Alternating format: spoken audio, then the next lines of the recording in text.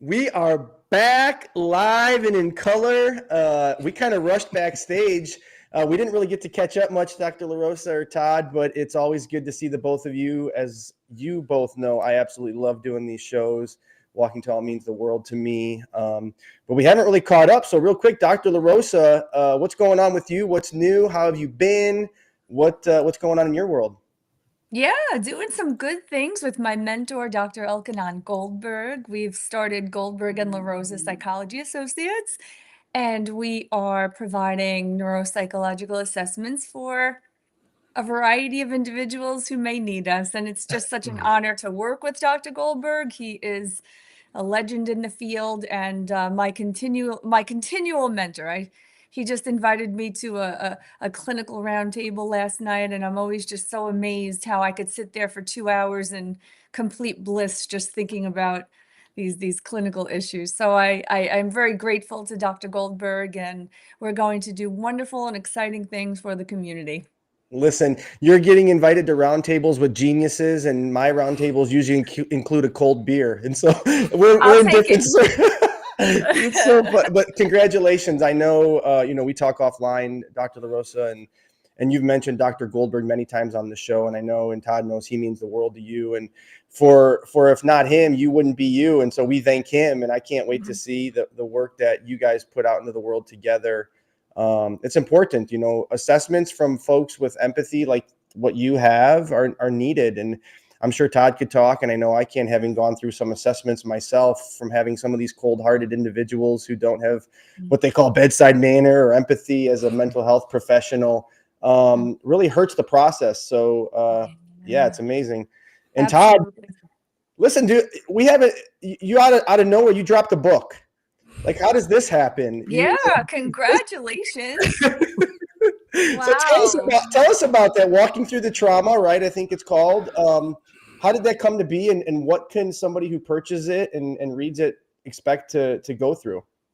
Yeah. So, we all go through our journeys and life lessons. And so as I've been getting out more and speaking and sharing my story of the aftermath, the walk tall part, the standing up, the rising again, the controlling your trauma, I've learned a lot about myself over the last several years and my trauma. And I've put together kind of somewhat of a process. I call it a trauma sphere that I've just somewhat developed over the last year, and how we all, access our trauma and put it into a big sphere out front of us that we can now see and control and walk with. And when that triggers start to happen, what coping mechanisms are we learning along the way about ourselves to keep pushing the trauma sphere out, and who's helping you push that sphere out in front of you to keep it out in front of you so you can walk, you can rise, you can just be yourself. So I was asked to put all this stuff together, and I built a little guidebook. I think it's a great read, and you can get it on Amazon. And I've never thought I would ever write a book like this. I'm still working on my life story, but yeah, really excited to launch it. So Oh, I yeah, love it, Todd. It sounds thank like you. a real practical guide, and people really need Yeah, that, you thank know? Listen, you. and Yeah, and as you were telling what the book is about and how it came to be, I got to thinking, well, man, I'm a testament to your ability to walk through trauma, because your guide and your influence and your leadership and your all the words, in helping me get through mine. Like, I can't help but think, like, I was the guinea pig, right? Like, all these, I was the proof of the process, and I can't wait to see the book. I hope you send me an autographed copy. But we're just so proud of you, and as it relates to me, I've been busy. It's auction season, and Hail Auctions is thriving, and I'm partnering with great community building organizations, raising a bunch of money, acting like a madman on a stage, and getting paddles in the air. A couple weeks ago was the 90s MTV Music Awards theme.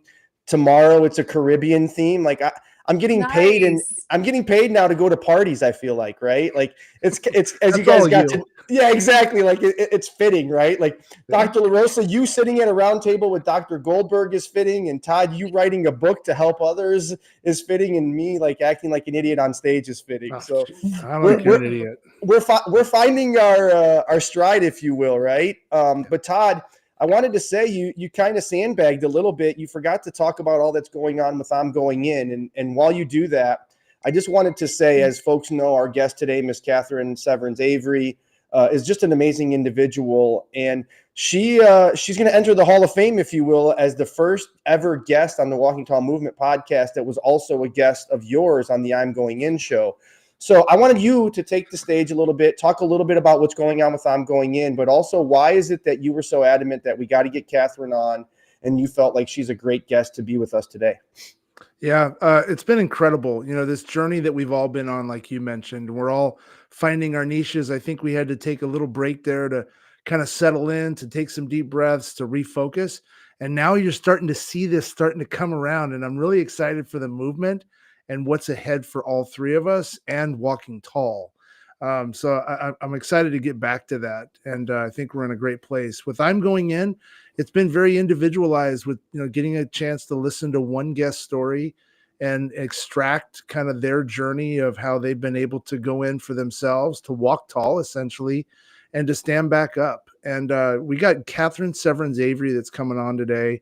She's got an incredible story of adversity and strength and love and faith, and just how she went through a traumatic experience, losing someone that was so dear to her, and how the community of law enforcement, first responders rallied around her. It touched her so deeply. She's going to tell her story on how now today she's helping people through her own finances and buying a 40-acre ranch and bringing solitude to people. So it's just incredible to meet people like her. She's got such a beautiful presence.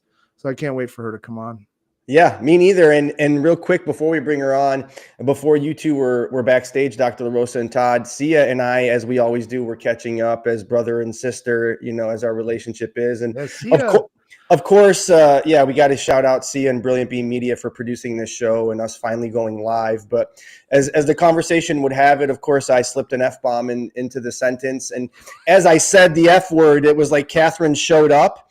And of course, I was like, oh no. And her camera was muted, or, her mic was muted.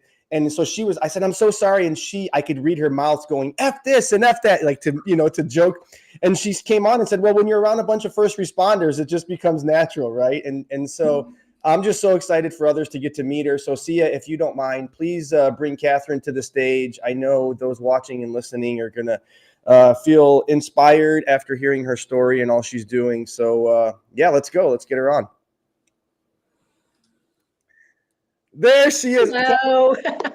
I hope you're not upset with me for letting the cat out of the bag, that you may have a few curse words in your back pocket like I, but we're so excited to get you on. And as we talked, Todd has just spoken so highly of you and has valued your relationship with him. And I know you were a guest on the I'm Going In podcast. So we're going to try to do a service and one up the I'm Going In show, if you don't mind. So live. Yeah, let's go. So please, if you don't mind, introduce yourself, tell folks who you are and a little bit about your story, and we'll get on with today's show.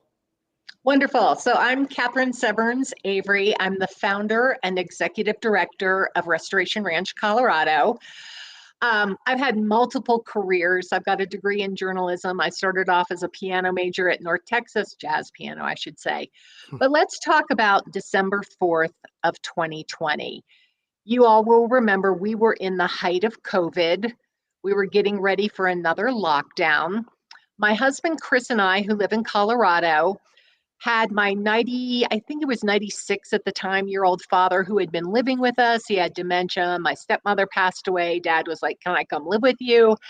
We thought long and hard about it because Chris had just recently retired, but decided, yeah, Dad, of course, you're going to come and live with us. My brother and sister are both deceased, so it was kind of like me or the old folks home, and no, Dad, you're going to come be with us in Colorado. So in September of 2020, we were able to purchase a home for my dad 3 doors down. And as Chris would say, he had his own memory care facility with hot and cold running caregivers. And we started doing things that people did during COVID. We decided to renovate our home. I've done interior design, well, actually interior decoration. I can't call myself a designer because I don't have a degree. But December 4th, we were in the middle of construction. We were supposed to have our drywall reveal that day. And when I was also have been a craft designer, so I was working on my holiday lighting display. I'd won 2 years previously. Chris was like, go for a hat trick, honey. So I'm out in the garage at 4 a.m. working on an 8-foot angel that is the centerpiece of this Christmas lighting display.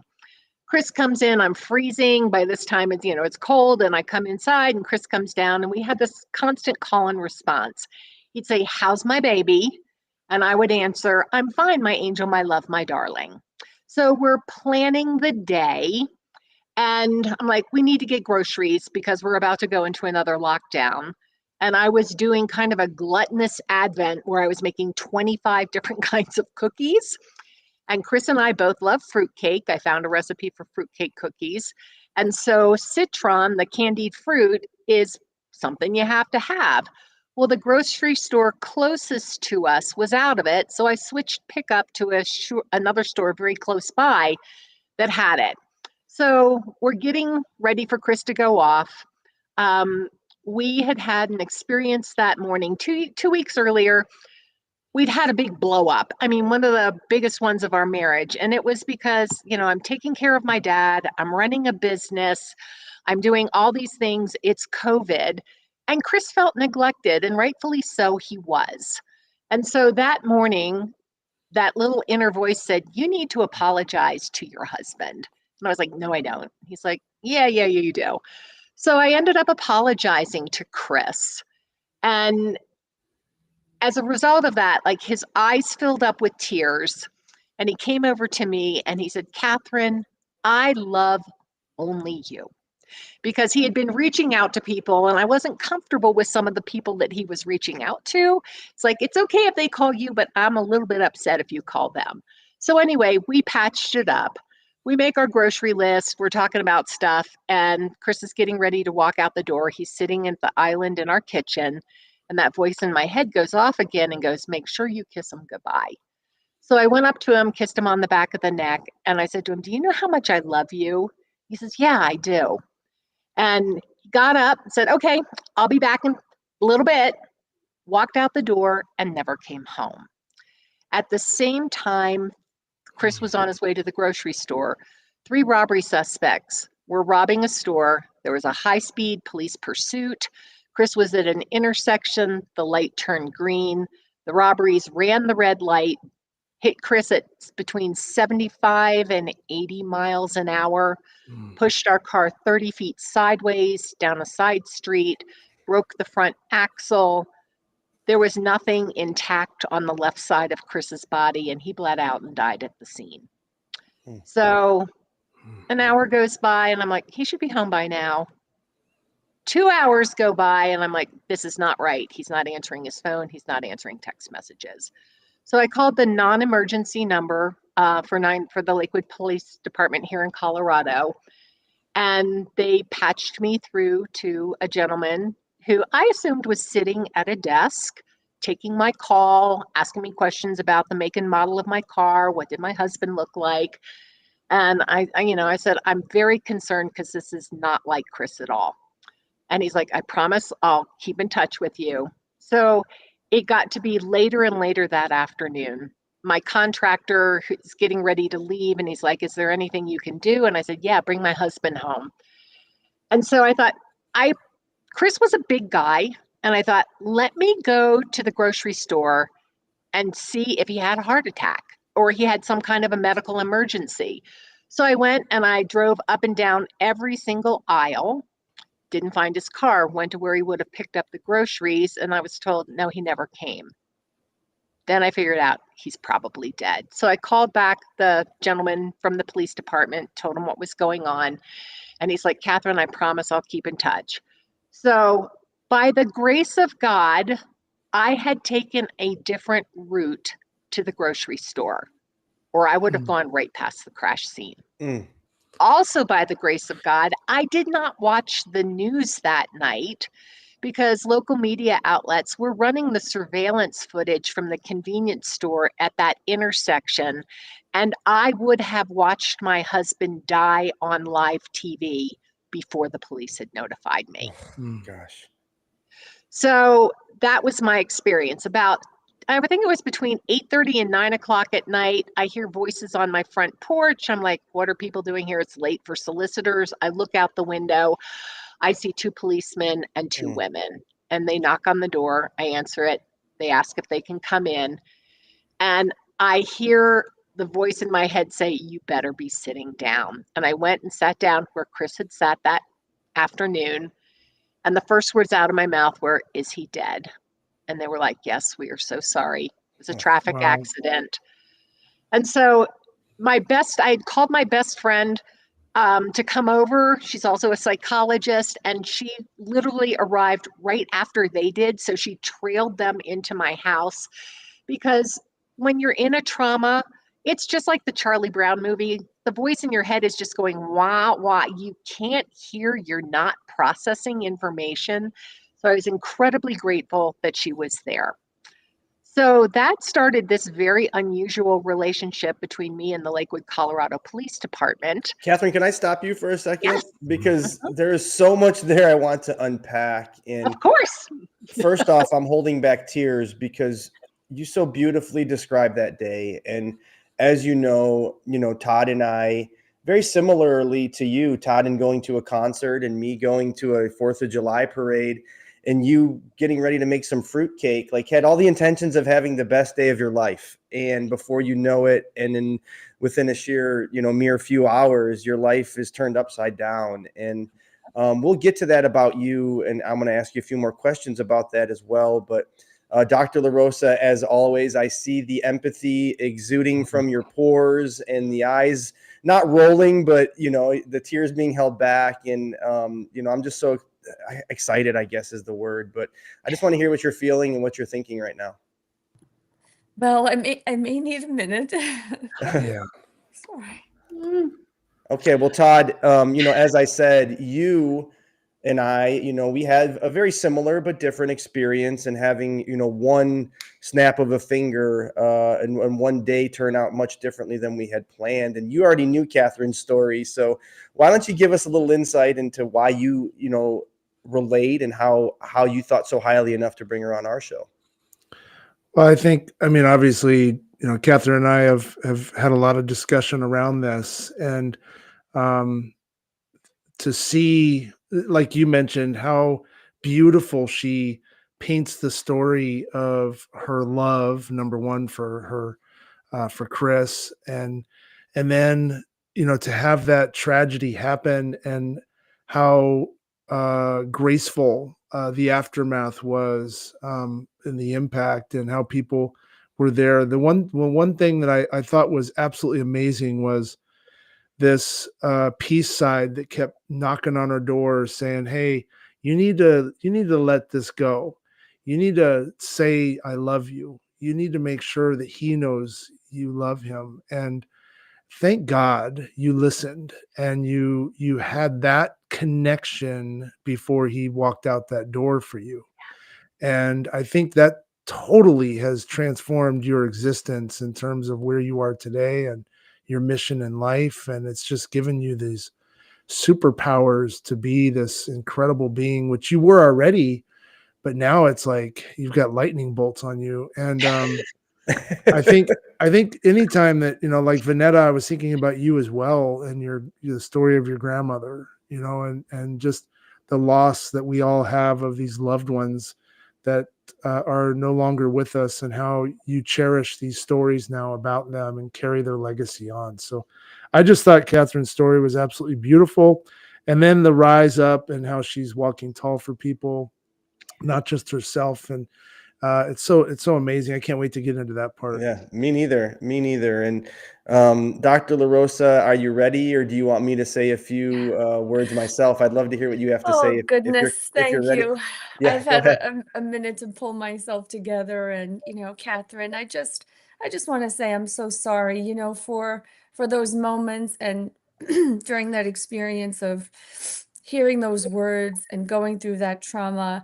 I know exactly what you're talking about, how your brain is just incapable of processing information that is too emotionally devastating to do. And there's a variety of neurophysiological things that happen to your body in times of crisis like that. And it's such an overwhelming feeling and sort of a huge disconnect to reality, because it's a preservation mode that people go into when these sorts of things happen. And the toll that that takes emotionally and physically over time is just so intense. And you just describe it with such clarity and depth and emotion that, being a person, I could already tell, that has those deep insights and that empathy at probably such a very high level. Your story and your situation is going to resonate with so many people. There are so many people that never do follow through with those voices in their head and the intuition to patch things up or to say goodbye or to have those moments. And it's important for those people to know as well that they have to forgive themselves. Their loved one ultimately knows, uh, the love and the depth of the relationship. And you were so fortunate to have your insights lead you in a direction that you can so very much be thankful for. And, it sounded like you had such a beautiful, beautiful relationship. And, that you could share with the rest of the world is such a blessing. It's such a Listen, and blessing. I concur. It does sound like you had an absolute beautiful relationship with Chris. You may have found the only other person on earth that likes fruitcake. And, no, and Kathryn, listen, I had to bring some light to the conversation because I don't know how I'm holding back tears myself. And I say that with sincerity. My kids mean the world to me, and God forbid anything were to happen to them. And my daughter, Josephine, I tell her I love her, and she rolls her eyes. And I know, Dad, and you tell me enough. And I said, it'll never be enough. And, it just warms my heart to a degree that you were able to let him know, before you lost him, how important he was to you, how much you loved him. And I talk a lot about that in my conversations or my speaking engagements or even my social media content. Like, if you love somebody, let them know, no matter who they are. And being a guy in a dugout, Todd, right? It's not always comfortable to hear from another man, right? Hey, I love you, but I didn't care. And folks like yourself, Todd, I tell you, I love you all the time, and you probably never heard it from a guy like me, right? And it's just so important, and it's so it's just important is the only word I can come up with. But Kathryn, right, you had that experience, and I want you to talk briefly, if you don't mind. Obviously, we're a mental health focused team and Right. conversation. What was the brief aftermath, right? The trauma, the grief, the things like that all three of us can relate to, and certainly listeners as well. Yeah. So after this happened, there were 3 defendants. I had to go through 3 trials. That was brutal, just absolutely brutal. But I made a conscious decision that this would not ruin my life, because I think so often as victims, we don't feel that we have agency or power to make choices or changes. And quite frankly, I wasn't going to let these 3 people, I would call them something else, but we're being live. I already wasn't told the going to- backstage story, so. but I wasn't going to let them steal my joy and steal my life. So Chris would have had a milestone birthday that spring. I called the Lakewood PD. And again, around this time, the number of people who asked me if I was going to sue the police department was like, why would I do that? Well, there was a high-speed chase. Yeah, but they called it off.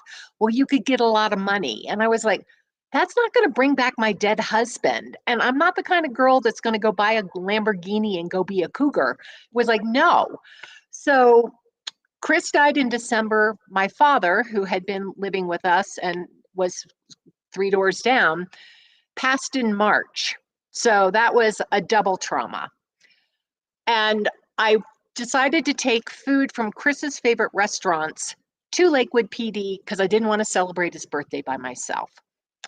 I took food to all 4 roll calls, not knowing that the day before a 14-year-old boy had stabbed his mother 30 times. I'm in 8:30 roll call listening to what happened. And I have this question going off in my head. Why is he here? Why is this officer at work today? So I asked command staff, and I was told, well, he doesn't want to sit at home by himself and think about this. He may not want or need mental health counseling at this point, and there's no other place for him to go. And I thought, that is so fundamentally wrong, and there's something I can do about that.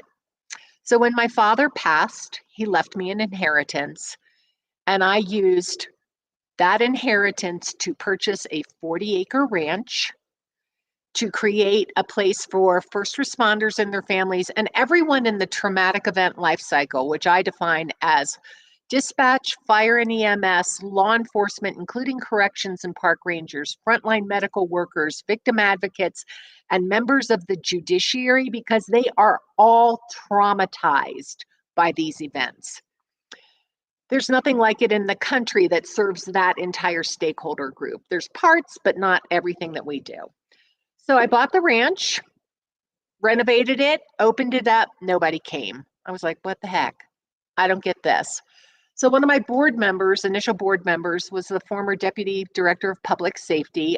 I said, I need to figure this out. I talked to her boss.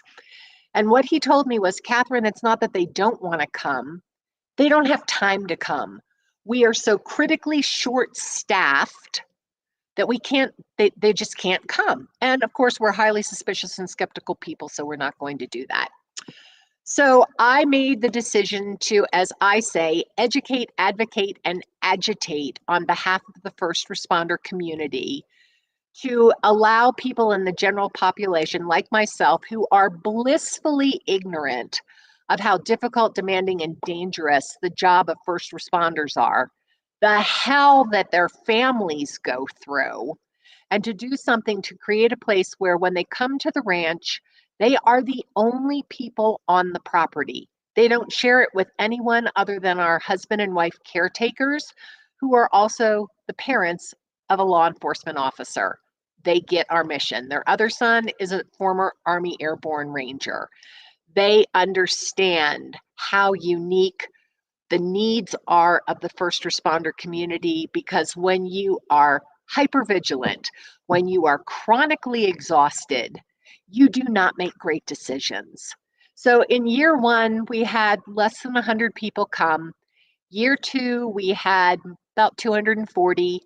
Last year, we had more than 500 people come to the ranch, and we're on pace to double that this year. And I have made a pledge that there will be a facility like this in every state in the United States before I leave this earth, which either means I'm living to be about 300 years old, or we're going to make this movement roll and get people involved. And so when I was on Todd's podcast, I asked him afterwards, would you be on my board? And he is one of the board members of Restoration Ranch, Colorado, and just is, like I said, my soul brother. I love this man. And so when he asked me to come on today, I was like, of course I will be there. Of course I will do this. So Listen, that's where we are. No wonder why Todd doesn't respond to my text anymore. He's writing books. He's joining boards of nonprofits. He's saving the world. But Kathryn, forgive me. You know, I understand, and I'm fighting back tears right now as it is. You know, after my experience of being in the mass shooting, I lost my grandmother that December, and having that double trauma. And I talked about my daughter. Her name is Josephine, named after my grandma Josephine, who I lost. And that double trauma, right? That compounding of, hey, I'm not even getting through or haven't even addressed the worst experience of my life, let alone losing somebody so near and dear to my heart that I just absolutely thought the world of, right?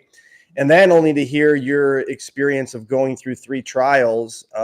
You know, the killer in my experience finally pled guilty this past Monday, but is still causing chaos in the court systems. And the trauma that continuously brings up in my everyday life is at times, not it's always unfair, but sometimes it's unbearable. And to have go through that 3 times, I'm so sorry. And it just, I can't imagine what that was like. And then to have to talk about, you know, losing your husband as you did at 3, it's not right. But like you, and I know like Todd and like Dr. LaRosa, you came out of that and are now going to put a ranch in all 50 states and however many more countries we can. So Dr. LaRosa, the one, I know you two have a lot in common, right? Like all this aspirations of uplifting others through your experiences. Like, talk a little bit about that. I was going to say, Kathryn, you're a doer. You are a doer. And just using your experiences to want to better other people's lives is what exudes from you. So I just met you, and there's no surprise that you had this grand gesture, and you didn't give up when you saw that attendance was low, and you found a way to reach individuals who, as you said, are probably fearful of even admitting that there's something that they might need in a mental health sense, because they're just so judged, and they don't want to be deemed incompetent to do the work that they do. I know as a psychologist, I've worked with a variety of vulnerable populations. I've worked with victims of domestic violence and children from very abused backgrounds, and children in the foster care system with just really horrific stories. And there was a time in my life where I was just going. And the psychological burden, the trauma and the stress that I was processing day in and day out took a toll on me. I didn't address it until it addressed me. And then I had to acknowledge it, and I had to work it through. And, all these things are just quite the process. So I would love to hear more about your ranch and about what you do to what you're providing individuals that stay and what their experiences are like. And I'd love to come. Yes, you all are invited. Todd still hasn't come yet, so we're going to get you all down here. But yeah, the ranch, like I said, is a 40-acre property. We keep the location confidential. You have to sign a waiver and an NDA. When I was coming up with the idea and was talking with my commander friend, and I told him what I wanted to do, he said, well, how are you going to keep my people safe? And I'm like, what are you talking about? And he's like, how do I know someone will not follow them to your property and murder them? You could have knocked me over with a feather. I was like, what? He's like, yeah. I was like, I never would have thought of that. And he was like, and I have to think like that 24/7, 365. That was what really got me going about why we needed this property that is, you got to find it, so it's secluded. It gives you that opportunity. There are 3.5 miles of groomed hiking trails. Kay and Krug, who are the caretakers, have run a resort in Estes Park for 15 years. They met me a year and a half ago.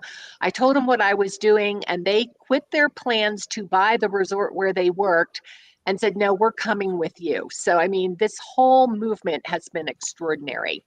We have a stream that runs through the property, and it has hammocks. So you can sit and be on the stream, getting all that wonderful ionization from the water, and then looking up through the trees at the sky. We also created something called a memory forest, where people can come and leave things. So, for example, there's a pair of the soles of hiking shoes, and the person who left those behind wrote, I left my SOLEs behind, but found my SOUL. So it was like, okay. And there's a cycle that people go through when they come to the ranch. At first, they get out of the car, they look around, and it's like, okay, where's the timeshare pitch? What do I have to do? And it's like, you don't have to do a damn thing except be yourself and relax. We're not a mental health facility. We don't have psychologists on staff, but we understand the restorative nature of being in nature and having this beautiful property, which is breathtaking. And then they just come in and they can do whatever they want to do. They can read books. We're like, we don't care if you stay in your jammies all weekend. We actually have had first responders come up just to sleep because it's secluded, it's quiet. We have dark, blackout shades so they can do whatever. But, I want to touch very briefly on the victim part of this and why I refuse to call myself a victim. I'm a survivor of a traumatic event. I sit on the Victims Advocacy Law Enforcement Board for the state of Colorado for the 1st Judicial District. And like you, I am trying to let people know that for every dollar that is spent on an offender, pennies are spent in support of victims. So last year on December 4th, the 4th anniversary of Chris's death, the Department of Corrections scheduled a parole hearing for the driver on that day. On that day, no person should ever have to go through that, ever. So I'm on a big soapbox now to get legislation moving that anniversary dates are sacred and that you should never have to be in front of a parole board refuting the testimony of the person who just killed your husband, who swore that he didn't remember what happened after they hit the car because he passed out. No, you ran away, hid under a car, were pulled out by police and arrested. No. So it's like, that's my new soapbox. It's like, yes, take care of the people who take care of us, but to re-traumatize us through this process, and now with 3 defendants, the woman hasn't qualified for parole hearings yet, but literally I have 4 hearings a year that I choose to personally attend because I want them to see me, feel me, hear my words. And so far, I'm 4 for 4, keeping them in jail. Yep, she's a Hall of Famer. She's batting 1,000, and there. Listen, and hearing you talk, it doesn't surprise me. And I just want to say, the property sounds absolutely beautiful, stunning. I wish I would know where it was so I can look it up on a map. But I think at some point I'll make my way out there. In Colorado. Oh, okay, yeah, that's right. But I want to say, that's a great point. I talk a lot about, a couple months ago, late fall, I was able to go surfing for the first time in my life. And I was able to get out on a surfboard and be in the ocean and be just present and understand the healing nature of water and the sunlight in such a different environment. And I could attest to the fact that if you haven't done something outside of your comfort zone in nature, now's the time, regardless if you've experienced a traumatic event or not. We all have in some form or fashion, but I could just envision myself on a hammock over the creek, looking up at the sun going, oh my gosh, I don't ever want to leave. So Todd, you're on the board, man. When are we going out there? Let's go. But talk about, what have been some of your healing mechanisms, right? I know you're in Dallas and you got a lot of sunshine, and what about the ranch and what about the healing powers of nature speak to you? Well, first I want to kind of take a step back. I think, the Kathryn's touched on the first responder day to day and how impactful the trauma is on them that we don't think about as regular civilians, the call after call, especially law enforcement.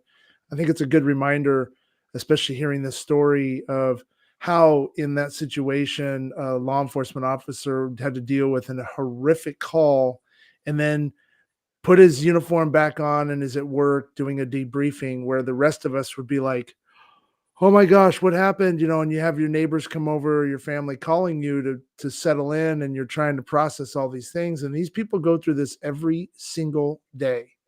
They're either directly or indirectly impacted by this. First responders from a firefighter perspective usually have a team that are processing all this trauma together. Law enforcement is usually individualized. So they're going after one call after another. They could be in a domestic dispute, onto a horrific car crash, just like Kathryn's unfortunate husband was involved with. And so what she's doing and the grace that I think law enforcement showed her on that particular day, and I think because of who she is, the presence that she has, it's almost like she demands this. I'm going to, whatever I can do for you, what can I do for you? And these officers sat out in front of her house and just were there for her and cried with her. And it's a true testament to just how we can really uplift each other on this earth and this planet. And it's really sparked this incredible journey for Kathryn to purchase this property and then to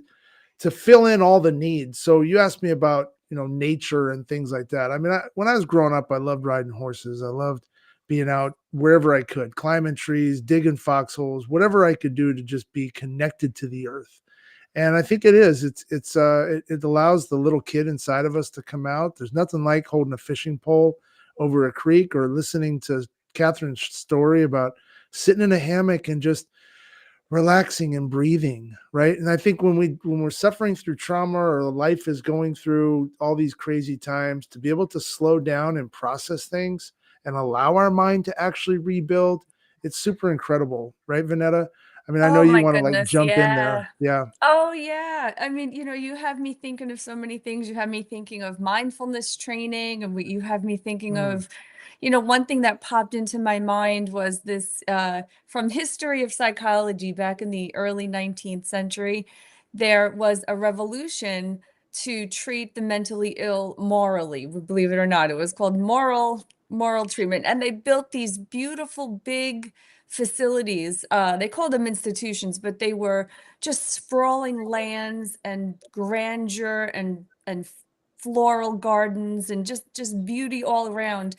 Just for the simple the idea behind it was that the exposure to art and to music and to nature and to beauty and just a physical environment that was just aesthetically pleasing would have a positive impact on people's mental health, and it did.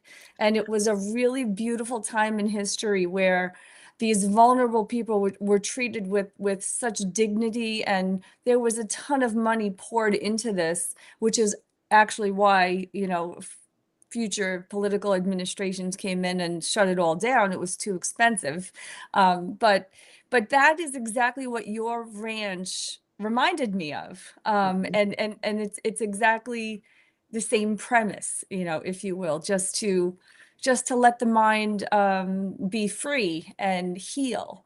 And sometimes that's just what's necessary. And you have people in the helping professions, like first responders and psychologists and people that just don't slow down. And we have a capacity to take other people's emotions and traumas and needs onto ourselves and provide them with the support and the treatment that they need, but we don't ever stop and think about what we might need to continue doing that. So it's really just such a fresh perspective, and you're bringing back something to light that the Quakers started, in Philadelphia in 1814. Todd, I thought you were going to bring up the Quakers. That wasn't the plan, Dr. LaRosa. You're always stealing Todd's points. It's Yeah. unbelievable. I know. She always We does are. that. I can't believe we stay together. But no, I want to just say, right, like hearing you three talk about the first responder community that we also value greatly, leads me back to when we had Woody on, or when we had Brady Hubler on, our great friend from up north and in the upper Northwest. And I had coffee yesterday with a great man by the name of Chuck DeSmith, who is a former fire chief from Renton, Washington, who now lives in Chicago. And he's doing similar work. So I can't wait to introduce you, Kathryn, to Chuck. Wonderful. But our first responders, if not for them, and both Todd's and my experience, and I'm sure Dr. LaRosa and many experiences in your life, and certainly Kathryn, if not for them, who knows where we would be. And it's imperative that we value their mental health as a country, as a government, whatever the case may be, as best as possible, because they do see some of the worst of the worst. And I was so fortunate to be able to obtain some of the services from what was called the First Responders Wellness Center after my experience, which was former first responders now serving as therapists and clinicians, only serving first responders, right? Yeah. And to hear some of these stories because of my experience, I don't know how they do it on a day in and day out basis. I had one day that crushed me, right? These guys and gals do it day in, day out, hour by hour. And so having places like the Restoration Ranch and advocates like you and Todd and Dr. LaRosa mean the world. Can I jump in real And quick you, for a second? and you. But, yes. So one of the things I think, we're talking about first responders and the toll that this takes on them. Remember I told you about the guy who answered the phone when I called the non-emergency line? It took him a year to tell me he was with my husband when my husband died. He knew my husband was dead when he was talking with me and taking my information. That was only one call that day. Mhm. He missed his daughter's 13th birthday, which he'll never get back. Most first responders in their lifetime have 800 or more traumas that they experience. The average human being in general population, 3 to 5. So think about the toll that that takes. How can we not support them? The average law enforcement officer's life expectancy is 22 years less than a civilian. That's not acceptable.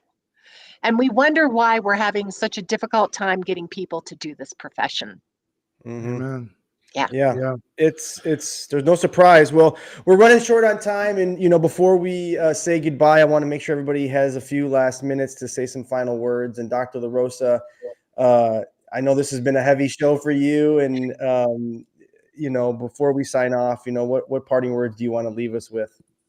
Well, I ran the gamut of emotions, extreme empathy and feeling your experience as you were living it, as you told your story, and inspiration for the work that you're doing, and a flashback to some, good times in the history of psychology. I just want to make a comment that, somebody wrote in that saying that it's too expensive for someone to live like a dignified human being is preposterous, and each human being is priceless and needed on this planet.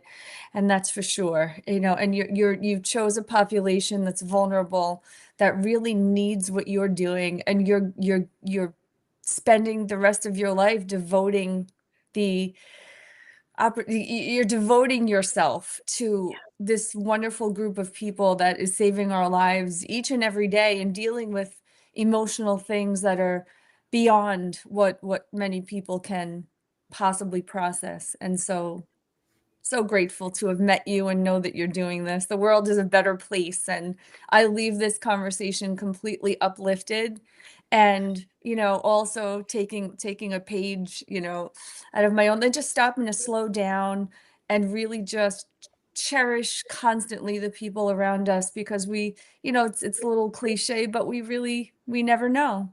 We never know when those relationships will end. So Yeah. it was Todd, I think Dr. LaRosa's sandbagging us a little bit today too. It looks like she's on the ranch already. That beautiful background she has. I know. It's Yeah. Are making you me there? so jealous. Yeah, exactly. I'm like in the city. It's like sleeting out, and she's come got to this New beautiful. York. I'm Come in. to I'm New in. York. And Todd, board member of the Restoration Ranch, and obviously fierce advocate for first responders, and speaking to many of them throughout the country, and in your own work. This Kathryn's story is exactly what Walking Tall is all about. So thank you for bringing her to us. But I'm excited to hear your parting words as well. Yeah, I think, just hearing her story, she's an absolute angel. And everybody that I have mentioned her story to, that's either watched my podcast, that's hopefully watching this live, that's their interpretation. Like, holy cow, this woman's a warrior. She's just sent from the gods above. And I think just everything she's doing is just meant with purpose. She's an incredibly educated, she articulates everything just so beautifully. And the way that she's fighting for peace in our souls is just absolutely amazing. So what she's put together, I know how hard she works. It comes with a lot of financial burden on her. She spent a lot of money on her own. If anyone would like to donate, please go to restorationranchcolorado.com. There's a donate button.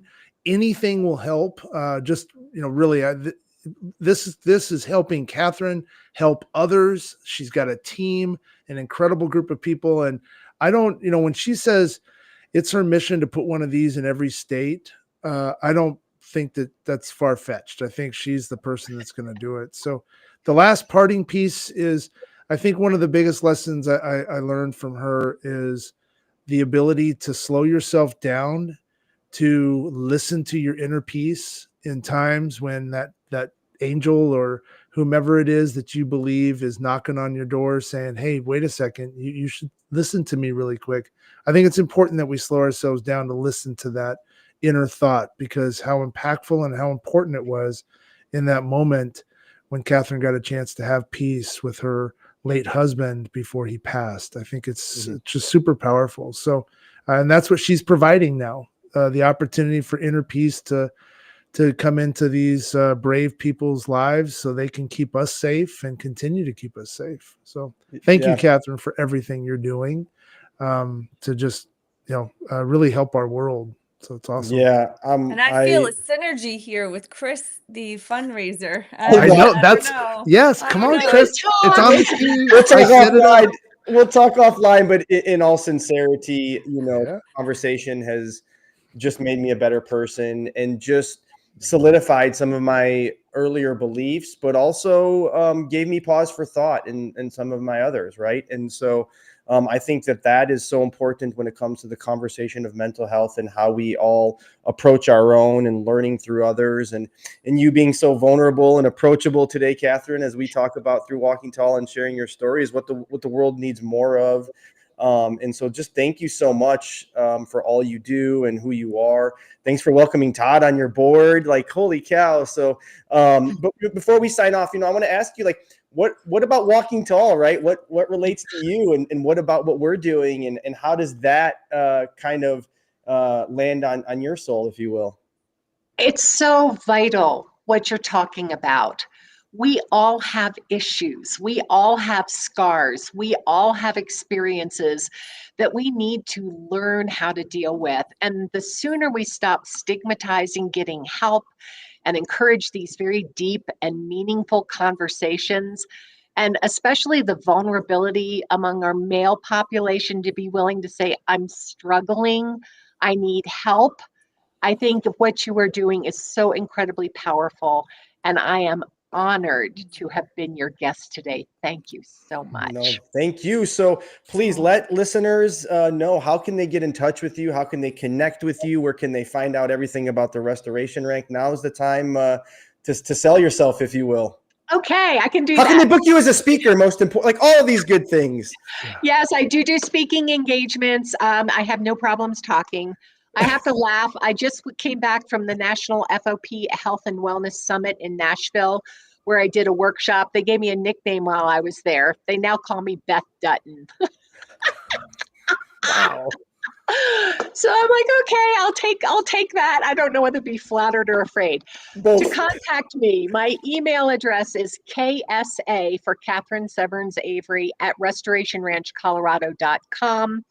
The ranch website, you've already had it up there, www.restorationranchcolorado.com. Put the Colorado in there or you get an alcohol treatment facility in California. That is not us. And then I also have a podcast called Are You Relentlessly Resilient? Where they're very short. They're 5 minutes. They're just little snippets to like lift you up and give you something to think about. So delighted to have been here. Amazing. Thank you for making me feel so welcome and warmed. I appreciate that. Thank you. So with that said, Kathryn, we always leave our listeners and viewers with 2 little words before we go about our day. So we'd be honored if you would lead us in those. Yes. Walk tall. Walk tall, everybody. Have a great Walk rest of your tall, day. everybody. See ya. Thank you so much. Brilliant Beam. Thanks Yep. for producing this show. We love you. Walk tall, Thank you, everyone. Sia. Walk tall. Walk tall.